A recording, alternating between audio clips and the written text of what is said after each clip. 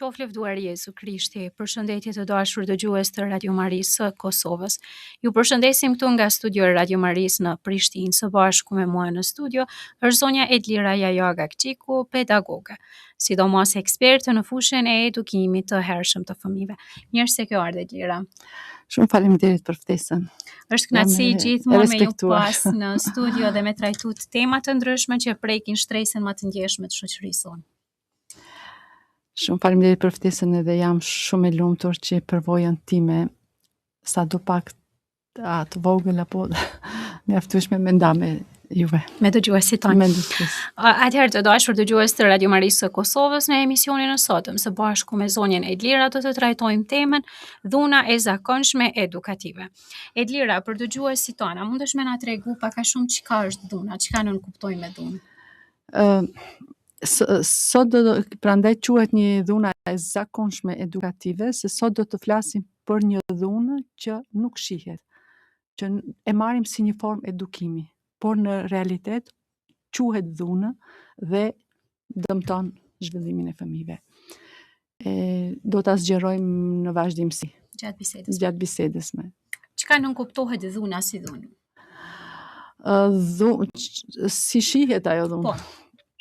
Por do ta bëj një hyrje të vogël për atë që si kam ardhur ne deri te kjo specifik dhuna e zakonshme edukative që në gjuhën frenge quhet violence ordinaire educative. Dhe gjithë kjo përvoja ime në edukimin e moshës të hershme që kam mësuar të gjitha metodat e edukimit, do me thanë është metoda, janë të lloj-llojshme metodat, në si përfundim gjithmonë më ka tërhequr më shumti ajo respektojmë fëmijën, personalitetin e fëmijës.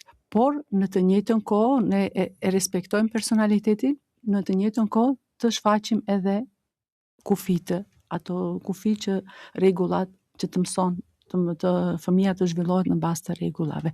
Rregullat, rregullat nuk janë dhunë, por ato duhet të mësojmë se si t'i japim ato rregulla. Mënyra dhunë është edhe zëri i lartë. Dhunë është që ne nuk e marrim shumë dhunë një shuplag, themi nuk është i bën mirë fëmijës. Kjo është dhunë. Një ngritje zëri është dhunë, një shtyrje është dhunë. Një shuplag që thash më herët është dhunë. Edhe ta injorojmë fëmijën, të mos e ndëgjojmë, mos e kuptojmë fëmijën, edhe kjo është dhunë. Prandaj kjo quhet një dhunë e heshtur në shumicën e rasteve. A mund të thotë që dhunë edhe krahasimi që zakonisht ja bëjmë fëmijëve me dika tjetër?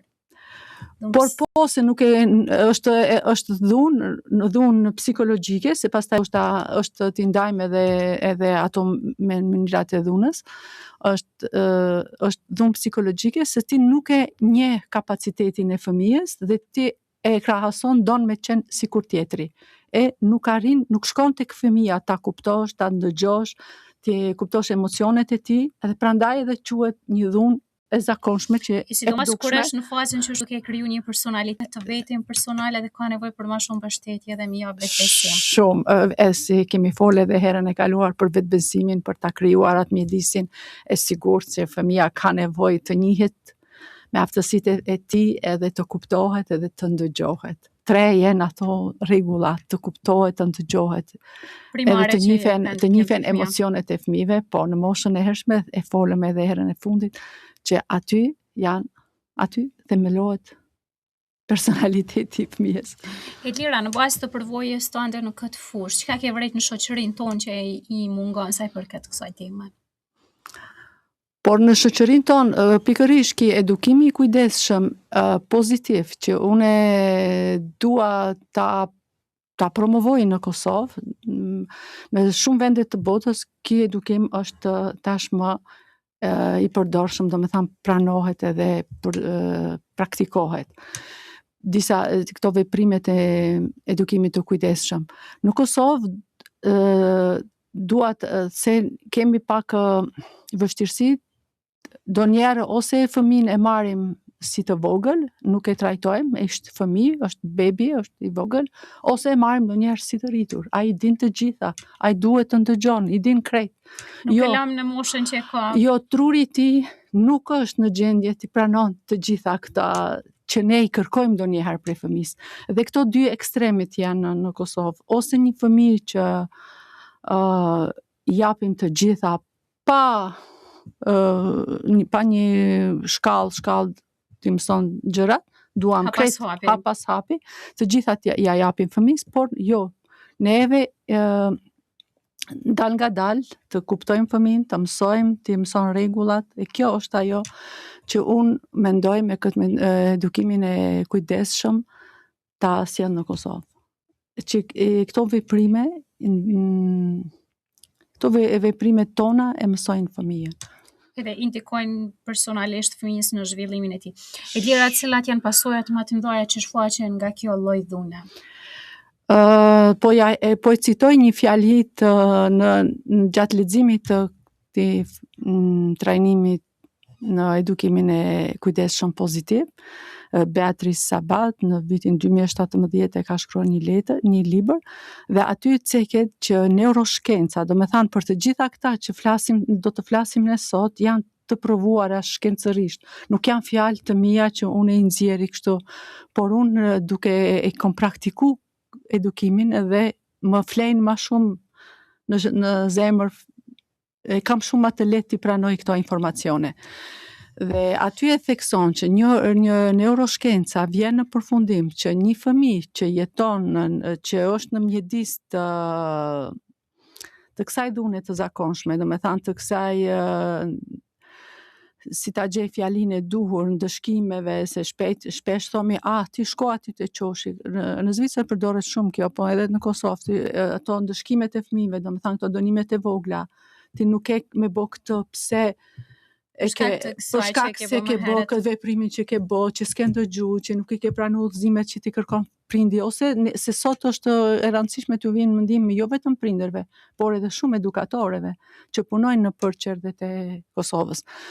Dhe ajo e thot që ne me këto ndëshkimet, me këtë situatë, këtë mjedis ndëshkues që e krijojmë, e dëmtojmë trurin në kontekstin këtu ballor, që edhe kjo gjendje stresuese, ndëshkuese, ja t'kur muskujin fëmijës, dhe kjo t'kurje e muskujve ndikon në zhvillimin negativ të fëmijës, do me thanë në atë të mësuarit, të nxënit, se ne gjithçka bëjmë që fëmija të mëson mësimet të reja, të përvetëson atë, por me këtë kurje të muskulit ne ndikojmë negativisht në zhvillimin e fëmijës. Prandaj kjo është një ndër pasojat e dhunës të zakonshme ordinere, që e quajmë ordinere të zakonshme edukative, që shumë e përdorim në aspektin edukativ, se thomi ne mundohemi të bëjmë, është një shprehje të gjitha ndëgjuesit në Radio Mari që flasin frëngjisht, thojnë një fëmijë un enfant bien élevé,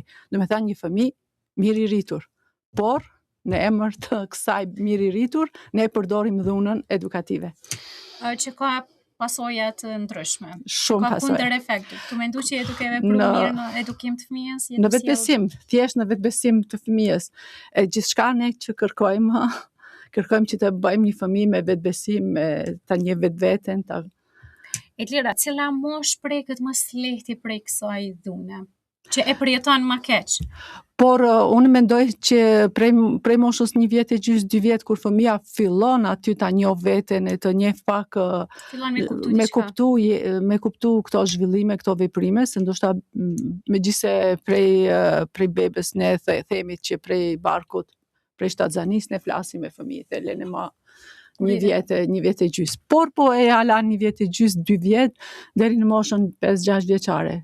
Por gjithmonë edhe në përshkolla kjo nuk duhet të përdoret kjo dhunë. A mendon që është e domosdoshme që sidomos edukatorët e qerdheve të kenë trajnime bazë sa i përket dhunës së zakonshme edukative, që mendojnë se janë duke vepruar për të mirë, por në anën tjetër ka kundër efekt?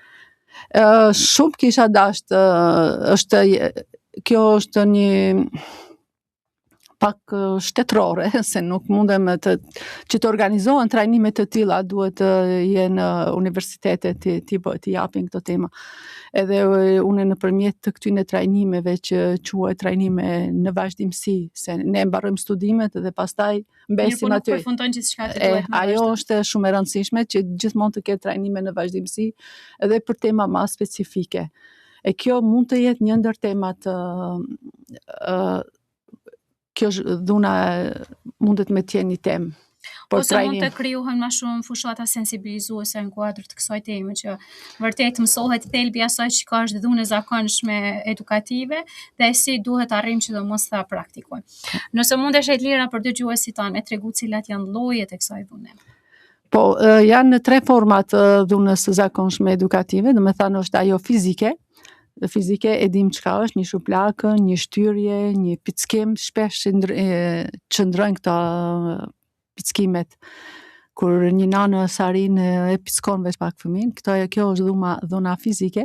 Është edhe dhuna verbale, ngritja e zërit është ngritja e zërit edhe është dhunë verbale që britmat, me i bërtit një fëmijë është dhunë verbale. Dhe dhuna psikologjike, kur e tham këtë, kur ne ignorojmë një fëmijë, kur ne e poshtërojmë para shokëve, ose para krejt shokëve ti e ndëshkon atë fëmijë, ti thu shko aty të qoshi, unë nuk. Mos marrja me emocionet e fëmijëve është dhunë psikologjike. Të treja këto dhuna, si e tham, janë të dëmshme për zhvillimin e fëmijës, për vetbesimin, për gjithçka. Se ne fëmija përvetëson kur ka një vetbesim, kur është mirë, kur ndjet mirë, kur është i sigurt. Se dhe është pak jo koherente, se fëmija në shkollë don ta ketë një person që e don. Ai thot, po më don ki person, po si në të njëjtën kohë edhe më ignoron ose më bërtet, ose se dhunën fizike as nuk duhet shumë e rëndësishme ta ceki si në shumë shoqëri, në shumë vende, kjo dhunë është e ndaluar. Nuk e di për Kosovë, ka një ligj që ndalon këtë dhunë. Në shumë kultura pranohet si lloj edukimi, prandaj sot jam këtu që të sqarohet se kjo nuk është formë edukimi, por është dhunë. I cila është mënyra më e mirë që me evitu këtë? Po, për ma ta spjegu këtë, duhet disa shembuj të vegjël. Patjetër. Për shembull,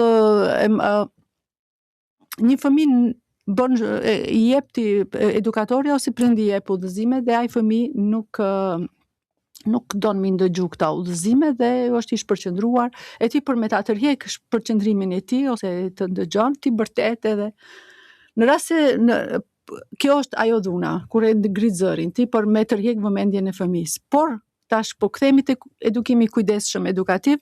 Në edukimin e kujdesshëm edukativ e merr fëmijën, ulesh në lartësinë e fëmijës. Domethënë, ti veç me britmën prej larg, kjo ai as nuk arrin me të ndëgju, as nuk arrin. I ke forma tjera edukative që të ulesh pranë fëmijës dhe t'ja spjegosh, nëse ti nuk e ndëgjon këtë, ti duhesh me ja spjegu fëmijës pasojat.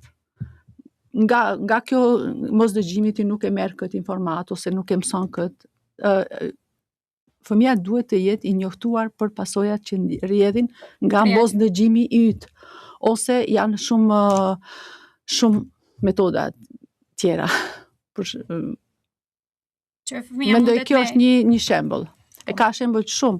Nëse kemi kohë, një shembull që unë e lexova është për shembull edukatorja, vjen një fëmijë në orën, fëmijët në qerë dhe i presim deri në ora 9.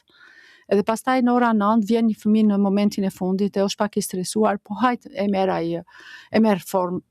Nana e vetë e ka lanë pak shpejt, se ka ndodhur. Këto ndodhin shpesh në jetën e qerdhes, e përditshmërinë, që prindet kanë një.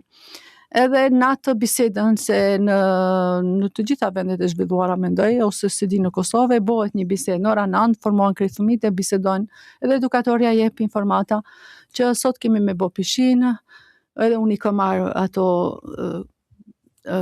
veshjet e lamjes, me ju, kam e ula me ju, edhe vajzës i kujtohet asaj që erdh me vonesa, e kam haru çantën në veturë me ato veshmbathjen e pisinës.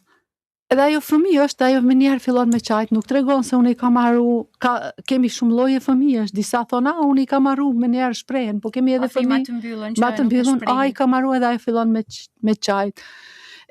Edukatorja nuk e merr parasysh emocionin e asaj, pse qan, ti afrohet afër, të thot, po ti, pse po qan, çka ka të brengos, pa ajo më njëherë me ato metodat, mos qaj, mos u bon bebi, se edhe kjo është fyse. Fyerjet, e harrova fjalën fyerje. Fyerjet janë shumë, është dhunë edhe ajo, ta fyesh një fëmijë. Mos u bon bebi ti se shpesh po qan. Identifikon me një etiketim. Ti shpesh po qan, po mos u bon bebi. Ai fëmija nuk dalet. Pastaj është shumë e gjatë me spjegu krejt, do me thanë gjatë gjithë ditës ai fëmijë edukatoris i krijoi një problem, se nuk mundi ai fëmijë t'i shpreh emocionet e veta, se nuk i ka veshmbathjen e pishinës. Edhe për shkak se ka qenë komunikimi jo i duhur ndaj fëmisë. Kjo është ajo, jo njohja e emocioneve, jo ndëgjimi. Ajo me një veprim e kishte mbyll këtë, se veç të ishte afru prej fillimit afër, ajo përdori shumë dhunë pastaj, se është si shembull, për shembull në kohën e gjumit, fëmiu nuk don të flenë, bën zhurmë, ajo thot, unë ta marrja atë, e kanë ato një kukull që flejnë me të, si... Që janë ma të lidhën. Po, i lidhe dhe i jep siguri ajo kukla. Ajo, thot unë ta marrë atë kuklën, e dëmton edhe ma shumë emocionalisht, në vend që ti thot, po, shkaku se ti nëse pengon gjumin e të tjerve, dhe me thanë, ti mundesh me ndejt e qetë, mos flej, ose ka kështu praktika shumë, mos flej, rije e qetë, s'ka problem që nuk flen, por vetë, ose edhe me i bo pyetjen çka të shtyn me bo këto gjeste, këto veprime. Jo mos njohja e emocioneve, gjithë e ka prunë në këtë gjendje. Edlira, në të gjitha fushat komunikimi është qelsi, mirë po edhe tek rasti i fëmijëve ata kanë më shumë të nevojë për komunikim të mirëfillt sesa për dhunë të zakonshme edukative. Për shkak se kjo sjell pasoja më shumë në kohën kur ata vetëm janë duke u zhvilluar, sidomos në fazën e pubertetit ose në fazën kur ata janë më të rritur. Po të mos e marrim aq lehtësisht, komunikimi është edhe është primar, edhe gjithmonë e kam thënë edhe në një emision tjetër, që sidomos me fëmijët është komunikimi me sy, edhe komunikimin me sy nuk mundesh me bo nëse ti je lart e fëmija është poshtë, do me thënë kjo ulja në lartësinë e fëmijës është jashtëzakonisht e rëndësishme. Sepse ndihet edhe fëmija i barabartë pastaj. I barabartë, pikërisht për këtë, se ti nuk ndihet ai i vogël e ti i madh. Edhe kur ti ulesh në lartësinë e fëmijës, edhe ai shiqimi është shumë i rëndësishëm, ndonjëherë edhe vetëm një prekje me duar është i jep këtë siguri fëmijës, dhe ai të dëgjon për shkak se në trurin e fëmijës nuk janë formu të gjitha ato, si me quaj, të gjitha trurin i fëmijës zhvillohet me anë të moshës, si rritet ai pohet edhe ma perfeksionohet. I zhvillohen të gjitha shqisat. Po, prandaj me fëmijën duhet një sjellje pak më e veçantë se sa me të rriturin. Edhe me të rriturin, nëse ti duhet me pas kujdes varësisht edhe prej personave. Nëse ti flet me një person që nuk shihesh në sy, nuk komunikon me sy, ti thu, po kis më dëgjon pse të flasum kot. Do me thënë, komunikimi është edhe me të rriturit është shumë i rëndësishëm. Duhet me pas një metodë të mirë të komunikimit me secilin e sidomos me fëmijët. Po. Edlira, një mesazh që u kishe dhënë dëgjuesve të Radio Marisë së Kosovës për mënyrën si munden me parandalu këtë dhunë të zakonshme që e bëjnë, ndoshta në mënyrë të pavetishme, duke menduar që janë kaq shërbejnë për të mirë fëmijëve.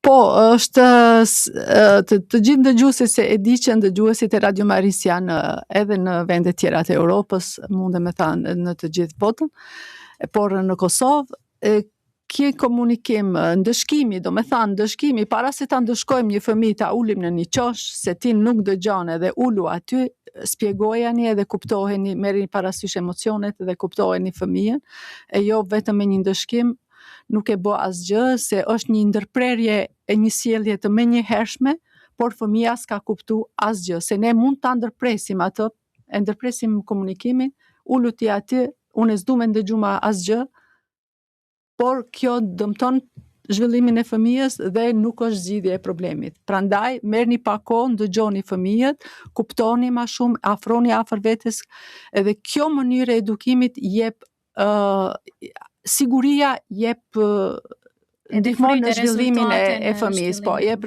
të krijojmë një mjedis të sigurt për fëmijët dhe ngritja e zërit donjëherë është një jo aftësi e jona që nuk arrim ta menaxhojmë situatën dhe ngrisim zërin, por dijeni që me të flisni të prerë e jo të bërtisni, kjo është ajo mënyra e duhur. Të flitet, unë nuk them që fëmijët të kalojmë në laksizëm edhe fëmia të ketë gjithë lirinë. Pa rregulla, pa kufi nuk rritet një fëmijë, por këta limite, këto kufi vendosen edhe në mënyrë të qetë. Kjo është ai mesazhi më i fortë. Nuk është ngritja e zërit, nuk është shuplaka, nuk është forcë kjo. Forca e jon është te qetësia dhe dhënia e rregullave në mënyrë të qetë. Edlira, të falenderojmë shumë për këtë temë që e kemi trajtuar së bashku. E shpresoj që dëgjuesve tonë ka me ju shërby për të mirë, që edhe nëse kanë vepruar deri tash në një mënyrë të tillë, tash i kanë mundësit me dëgju këtë mesazh tonë edhe me reagu pak më ndryshe ndaj fëmijëve të tyre. Por edhe ndaj të rritur. Edhe vedisimi është gjëja më e mirë, të vedisohemi se edhe prandaj i bëjmë emisionet që tu vinë në ndihmë. Po. Falenderojmë shumë që ishe pjesë e emisionit tonë dhe shpresojmë të kemi edhe tema të tjera të radhës. Po, faleminderit shumë për edhe që më jepni mundësinë të shprehej. Të dashur dëgjues të Radio Marisë së Kosovës, patët mundësinë që të ndiqni së bashku intervistën dhuna e zakonshme edukative së bashku me pedagogën zonjën Edlira Jaga Kqiku. Kudo qofshi hiri i Zotit tonë Jezu Krishtit qoftë me ju.